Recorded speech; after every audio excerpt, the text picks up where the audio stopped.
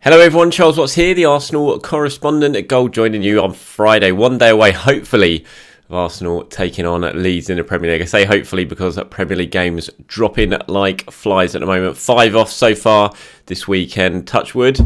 Arsenal's game survives against Leeds. At the moment, Arsenal do not have any positive COVID tests, but the latest round of testing was yesterday and those results are due back later this afternoon, so that could all change depending on what happens this afternoon. Mikel Arteta has just been speaking in his press conference ahead of the game against Leeds. He's sort of got his fingers crossed at the moment about these test results, which come back in later. Obviously, a large chunk of the press conference was about COVID, what's about going on at other clubs around the country. You know, should football be called off for a while, that sort of thing. He seemed to think that you know, as long as it's right and proper to carry on, then you try and do that. But he said he did call for clarity from the Premier League about what exactly it takes for a game to be called off nowadays. And he's clearly still not happy that Arsenal were made to play that game at Brentford at the start of the season when they had their own COVID crisis, and the Premier League rejected calls from them to play the game, made them play it. They ended up losing, obviously. And he said, we always want to play when we have the right conditions to do so, 100%. But we have been here on the other side of the table when we had all the arguments in the world not to play a football match and we ended up playing it. That's why I'm saying we need clarity, because otherwise the fairness of the competition can be altered and that wouldn't be fair. So he's clearly still annoyed, understandably so, about that Brentford game, because Arsenal, their squad, not really in any great state to play that match on the start of the new season. I think if that game wasn't the first game of the Premier League season, wasn't on Friday night, wasn't on TV, that probably would have been called off, but they were made to play it. And I mean, it's all in the past now. It's all hypothetical anyway, but you can understand why Mikel still feels a little bit bitter towards it, especially now we're seeing games called off all the time.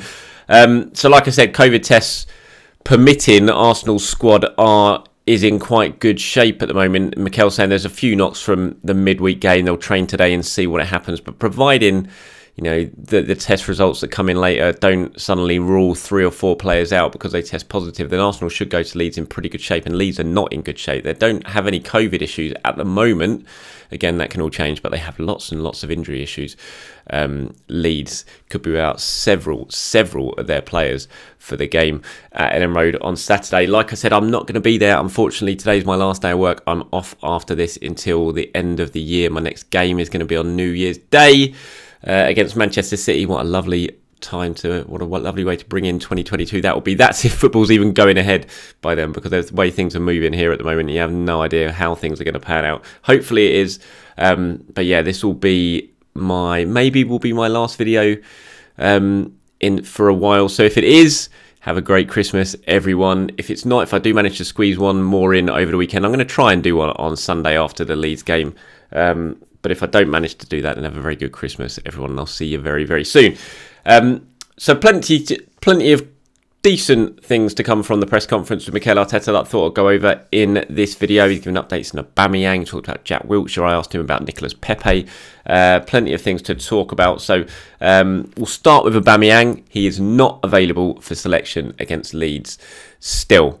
Didn't really go any further than that. Mikel, when asked about it, he didn't want to talk about it clearly, but he just said he's not available for selection. And when he was asked, what does he have to do to be available from now on, and all he said was, well, he is not available for the Leeds game, and that is the situation right now. So he's not, he's not saying when Auba will be back, if Auba will be back. He's just talking sort of game by game. I mean, I think there's I'm not sure when he's supposed to link up with Gabon. It's at the end of the year, isn't it? So there's only probably about 1 or 2, potentially more games that he could be involved with before he flies off for African Cup of Nations. So I think it's probably a fairly safe bet that we're not going to see Aubameyang back at Arsenal, playing for Arsenal until after the AFCON at the earliest. And whether he's still at Arsenal then, we'll have to wait and see. I do, as I've said in previous videos, think he probably will be, just because I think you've got to patch things up at some point and get him playing and get him through to the end of the season and then make a decision on Aubameyang, because I just don't think you're going to have time to get a replacement halfway through the season.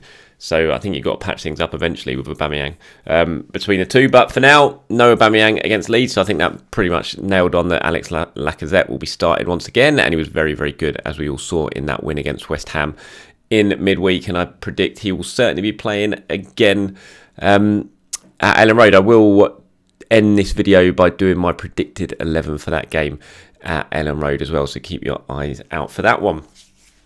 Mikel Arteta will be celebrating his 2-year anniversary in charge of Arsenal on Monday. That'll be 2 years to the day since he arrived at the club. God, so much has happened since then. It's been absolutely mad. But yeah, 2 years to today, which means he's got about 18 months left on his current contract at Arsenal. So I asked him in his press conference, have there been any talks about a new contract at Arsenal? Because you would think 18 months, this is getting to the time when you've got to be opening some sort of contract talks. You've got to be having discussions.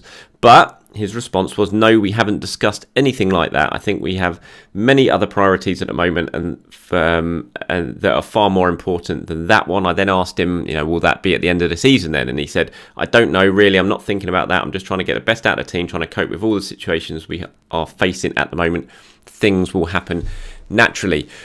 Which is fair enough, but I think whatever happens with Arteta, whether you're Arteta in or Arteta out, and I know it's a very divisive subject, you'd think it has to be at the end of the season. They can't really let him get into it. You can't go into it, have another sort of Arsene Wenger situation where every single time it was into the last year of his contract, and then that started to dominate the news agenda week in, week out.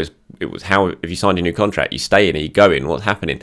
I think Arsenal will be very keen to avoid that. So you would think, if Arteta is telling the truth right now, that there haven't been any sort of talks, that would surely be something that happens fairly soon, because Arsenal will want to continue with some sort of stability. And I know plenty of you want Arteta out, but I don't think he's going anywhere for now, certainly not from the club's point of view. If this season tanks and he ends up 10th again or in and around mid-table, then yeah, maybe they will decide there and then, right, it's not working, we're not going to give you a new contract, fair enough. But I think if he has a decent enough season, it gets Arsenal back into Europe and in and around the top four, then I'd be very surprised if they didn't offer him a new contract, because he's very much part of this process that the club are all very keen to push at the moment. So that's what he had to say about his future. And then about Nicolas Pepe's future, I asked him, why has he fallen down the pecking order so much recently? In midweek against West Ham again, Eddie Nketiah came on ahead of Nicolas Pepe. This is a player who's out of contract in the summer, leaving on a free, potentially being favoured over the club's record signing at £72 million. Why is that happening? So I asked him, and he said, obviously the amount of games that we are having at the moment, there is not enough room for all of the players, and Nico's situation is something similar. I've highlighted on many occasions that it's about what I see every day, and that's with Nico as well, but he needs more opportunities to show what he can do in the last few games. He hasn't had many. And then I asked him, look, do you understand why so many people are talking about this? The fact that you're favouring a striker playing out of position who's going to go on a free at the end of the season, has turned down a new contract in favour of the club's record signing. And he said, yeah, I understand it, but I have to try and make the decision based on what I see every single day. And to be fair, Nico is really willing, and he's really willing to help the team. The reality as well is, in his position, he's playing, Bukayo has been playing regularly out there, and he's been fantastic. So it's not easy for him as well to find that time. And that's understandable. I think the fact that, Saka or Smith Rowe are playing ahead of him, I don't think anyone's really questioning that right now. I think it's the fact that Eddie Nketiah is coming on ahead of him. As we've said many times, a player who looks like he's going to be leaving at the end of the season on a free and isn't even a winger and is coming on ahead of him. That's the thing that people are struggling with and talking about. But that's what he had to say. He wasn't going to be drawn any more on it. So that's what he had to say about Nicolas Pepe. And then I asked him about Jack Wilshere, because Jack has obviously been training with the club for a couple of months now. When that was first agreed, that period, it was going to be until basically for him to get fit until the January transfer window open, because he still wants to get a club. Now we're only a couple of weeks away from the January transfer window opening now, so I said to Mikel, I asked him about it. We're coming to the end of the time with Jack Wilshere now. Have you seen enough to suggest he's still a very good player and that he's Premier League quality? And this is what he had to say. Said, first of all, it's been great to have him around because he's that type of character. He has this special feeling to the club, the way he comes in every day with a smile on his face, trying to do his best. His talent is unquestionable. When you look at him in training, I think some of the players are saying he's the best in training, so he's clearly got that. And now he's doing his coaching badges. I think it's completely up to him what the next step in his career here is. We are here to support that. And I asked him, you know, from what you've seen, is he still good enough to play in the Premier League? And he said, yes, 100%. If he has any doubts, I can tell him that he is. And then I asked, you know, Arsenal, is that a possibility? And he did, I mean, he laughed a lot at that question, and then said that's a different story. So, you know, it wasn't really an answer. He kind of brushed it off, laughed it off. But it'll be interesting. Again, you know, Thomas Partey and Mohamed El-Neni potentially going away for Africa Cup of Nations. If Jack Wilshere has proved his fitness in the last 2 months, Mikel says he's 100% good enough to play in the Premier League. You know, could you absolutely 100% rule it out? You know, I still think it's unlikely, but I don't think you can sit here and say absolutely for certain that that isn't something that could potentially happen. We'll wait and see. But hopefully, whatever happens, Jack Wilshere finds himself a club and he gets playing football again, because I know how much he wants to do that. I remember speaking to him a couple of months ago in an interview, and you know, you could clearly see how much he wanted to be a footballer again and not just be training. So hopefully, if it's not at Arsenal, that he can find himself a very good club either here or abroad and just get playing again and showing that he's still got plenty to offer at the game, because what, he's 29 now, he absolutely should still be playing football. It's ridiculous that he's not.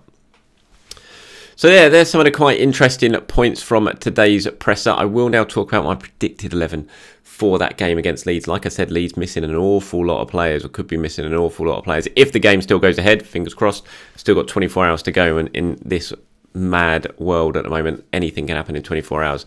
In fact, as we saw against Watford's game at Burnley, anything could happen right up to about an hour away from kickoff. So, but Arsenal still absolutely preparing as if they're going to be playing that game. As I said, Leeds so far haven't really reported any COVID issues themselves, despite the injuries. So hopefully it will go ahead. And if Arsenal, if everyone is fit, and if we don't have a whole host of players pulling out because of COVID, this is a team that I think Mikel will probably play. And not going to surprise you too much, but I think he's going to be unchanged again from the side that played against Leeds. Emile Smith-Rowe came on, scored that goal against West Ham on Wednesday night, but even so, I still think he's going to go one more game with his starting 11 that he's started with for the last 3 games now. And so that is Ramsdale and goal, Tomiyasu, White, Gabriel, Tierney, Partey, Xhaka, Saka, Odegaard, Martinelli and Alexander Lacazette. I just think, obviously, you've got the game against Sunderland in the midweek in the League Cup, again, if that goes ahead. And that's an opportunity where you can really rotate. You can bring in a lot of players, give them a game time that they need, and take pretty much everyone who's been starting these last few games, can take them out the starting 11 and give them the rest they needed. I think you've still got one big opportunity here. Arsenal are in good rhythm. They've had 2 very good results at home. I'm not sure you change the team for this game against Leeds. I think you stick with it, stick with the confidence, and you can bring Emile off the bench if you needed, just as he did against West Ham when he made a big impact. So that's the team that I think he'll go for. And it's probably the team that I would pick as well, I have to say. I mean, I'm like Emile Smith-Rowe, I'm his biggest fan. It takes a lot for me not to have Smith-Rowe in my starting 11, but I just think Gabriel Martinelli's playing so well at the moment that you can't take Gabby out of the team if he's fit. And at the moment, it looks like he should be cramped. He cramped up against West Ham, but you know, hopefully he's going to be available. And Odegaard played so well the last couple of games. I thought he was great against West Ham. I think he starts certainly at number 10. You don't take Saka had his best performance of the season, I think, on Wednesday night, so he stays in, and obviously Lacazette stays in as well. So I just don't really think there's a need to do any big changes for this one for Mikel. I think you just go with the team that's won the last couple of games, that's got some momentum, and they can go there. If they can win that game against Ellen Road, then that sends them into the real sort of festive fixtures in very good shape. All right, everyone, thank you for watching. Appreciate your time. As always, that is the press conference roundup with me, Charles Watts. Like I said, hopefully I will still do one more video on Sunday reflecting on the Leeds game if I get time. But if not, I'm off now until New Year's Day. So you're not going to see me for a while. So have a very good Christmas, one and all of you. Thank you for your support this year. Really appreciated it. And I'll speak to you very soon.